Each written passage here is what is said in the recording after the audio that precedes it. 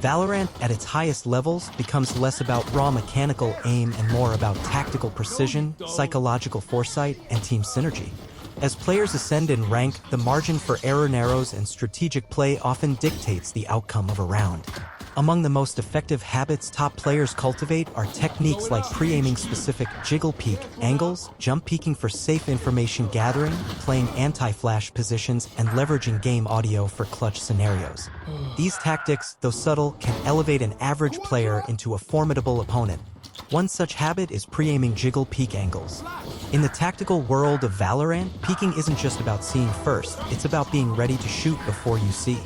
Jiggle peeking is a technique used to bait shots or gather information with minimal exposure, but its effectiveness multiplies when combined with precise pre-aiming. Instead of swinging out and reacting, players mentally map out where opponents typically hold, then align their crosshair to pre-aim those spots. This anticipatory playstyle can turn a potential death into a kill. Closely tied to jiggle peeking is the use of the jump peek, a tool for gaining information with minimal risk. When used properly, jump peeking allows players to scout an angle or site without fully exposing themselves to enemy fire. It's a calculated risk. While you're briefly vulnerable mid-air, your hitbox movement and timing can make it nearly impossible for an enemy to land a clean shot. High-level players often incorporate jump peeks at the start of rounds to check for AW pierce or early pushes, helping their team make informed decisions. Once an angle is taken, knowing how to hold it matters just as much as taking it. This is where playing anti-flash positions becomes crucial. Flashbangs are a common initiating tool in Valorant, used to clear corners or start site takes. Holding anti-flash means positioning your model in a way that minimizes exposure to a flash, either by facing a wall, looking away from choke points, or using cover to dodge the full effect.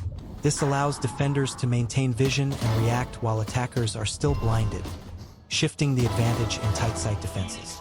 Another aggressive tactic with high reward is pre-firing common hiding spots. A calculated risk that works best when you've either heard sound cues or can confidently predict the opponent's location. Pre-firing helps counter disciplined players who hold tight angles or off spots and don't jiggle. However, it must be used sparingly and strategically. Blind pre-firing can reveal your location and waste precious ammunition if used recklessly.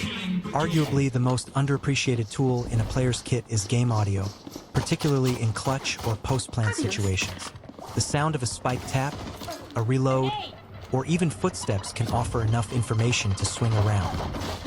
Skilled players know how to use these audio cues to their advantage, timing a sweep, a swing to catch a diffuser mid-hold, or baiting footsteps to mislead an opponent.